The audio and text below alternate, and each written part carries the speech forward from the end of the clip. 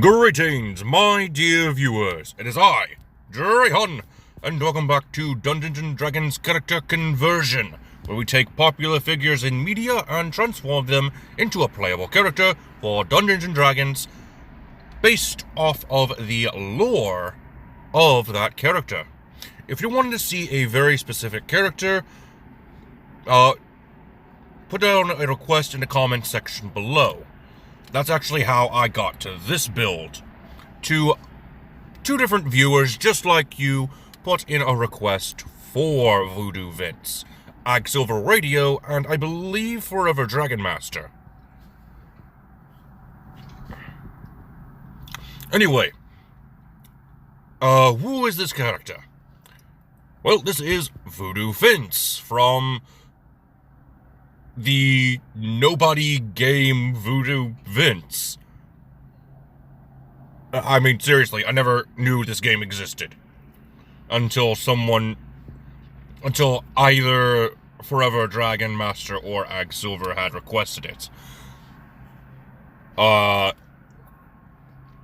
It's like really down there in the things that I know about, so basically you play as a voodoo doll that came to life after some sort of magical item known as zombie dust was stolen from your creator, and also your creator was kidnapped. So yeah, you got brought to life by zombie dust. Weird stuff. You play as a voodoo doll. That means, if you inflict yourself with some damage, you are able to inflict your opponents with damage. So this is going to be an interesting build for sure.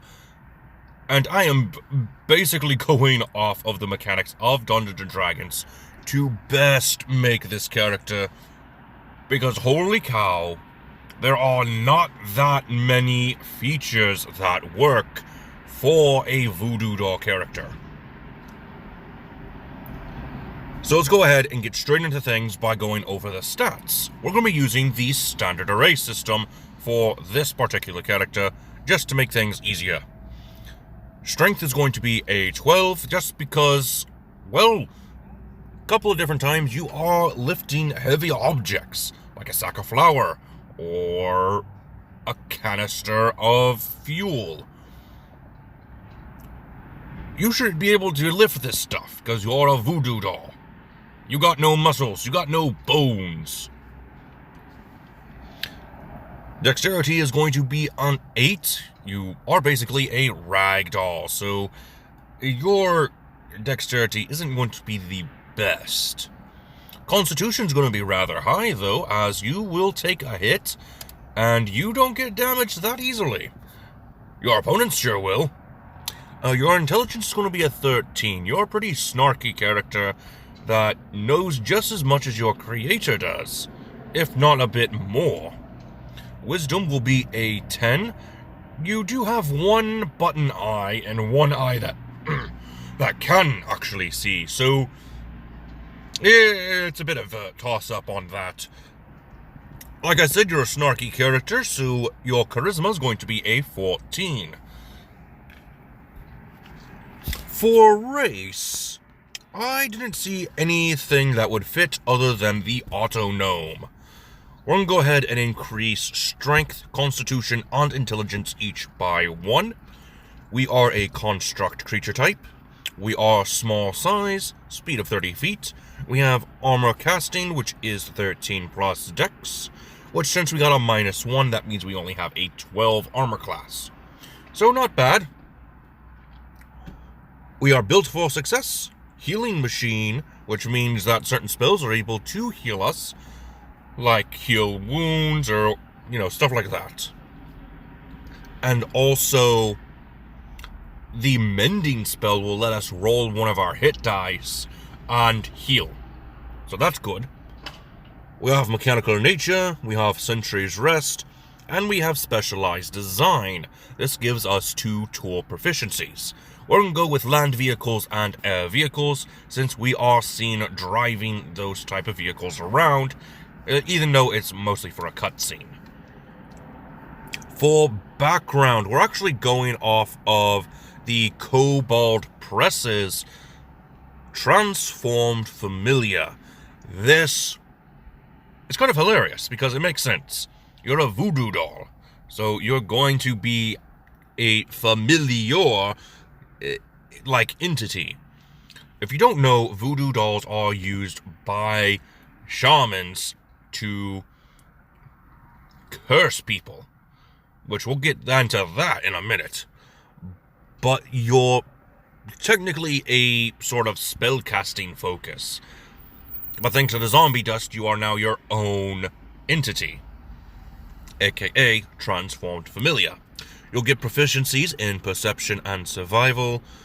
You get Alchemist Kit as a tool proficiency, but I would say change that to an Herbalism Kit, since you do technically count as the quote-unquote familiar for a shaman. You also get one language of your choice, and you also have the feature Familiar Insight. This lets you communicate better with others of your kind. So, you know, another voodoo doll. Now to go into our class, which has been flickering on and off for some weird reason, the Blood Hunter. This is what I think of when I think of a voodoo doll, since you are meant to inflict curses upon your designed target. More often than not, your voodoo doll creator is going to implement you with a fragment of a certain target. That way, any damage that's inflicted onto you, the doll, is inflicted onto the target. So yeah, that makes perfect sense. But there are some implications where a voodoo doll could just have the name of the target whispered into them, and then for a limited time, the curse can affect that person. Yeah, it's kind of weird. But anyway, you'll get a D10 hit die, starting hit points of 10 plus your Constitution modifier, extra hit points for 1d10 plus Constitution modifier per Blood Hunter level. Proficiencies in light armor, medium armor, and shields, simple weapons, martial weapons, alchemist supplies, dexterity and intelligence saving throws, and skills in acrobatics and arcana. You get Hunter's Bane, its save DC being 8, plus your proficiency bonus, plus your intelligence modifier. You also get Blood Maledict. A Blood Curse of Bloated Agony would actually fit pretty well with some of Vince's powers. We're going to go ahead and quickly multi-class into Warlock. This will give us an extra D8 hit die, as well as extra hit points of 1d8, plus your Constitution modifier per Warlock level. I see there have been a couple of mistakes here. Anyway, ignore those. You would get proficiency in light armor if you did not have the proficiency already. You also get your otherworldly patron of the Hexblade, since you are technically, in a way, a weapon. My apologies. You get Hexblade's Curse and Hex Warrior, which allows you to make your weapon attacks using your charisma. Pretty useful. You get Pact Magic with your charisma modifier being used for it. Level 2 Blood Hunters get a fighting style. We'll go with dueling.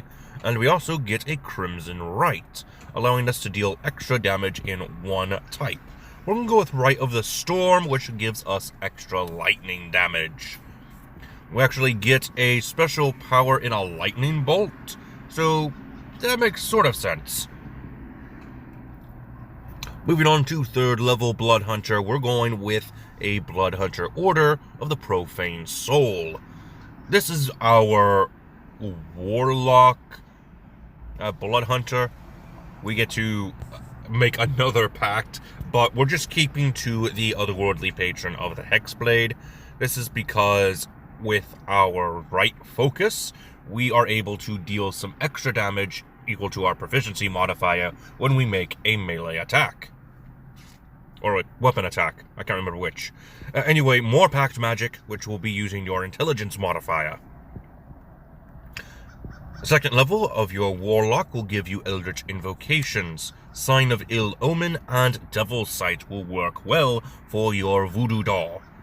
Especially since Sign of Ill Omen gives you... I think it gives you Hex, if I remember correctly. Anyway, moving on. Level 3 Warlock will get Pact of the Blade. Makes sense since you are summoning a lot of different weapons with some of your voodoo powers. You're damaging yourself with them, but again, you're a voodoo doll, so that technically inflicts damage to your opponent. You can probably flavor this in that manner, but it's going to be up to your dungeon master. I would recommend talking to them when making a voodoo doll-like character. 4th level Blood Hunter gets an ability score improvement. Go ahead and increase your charisma by 2 points. Level 4 Warlock gets an ability score improvement as well. Go ahead and increase your intelligence by 2 points. 5th level Warlock gets another Eldritch Invocation. Go ahead and grab Maddening Hex.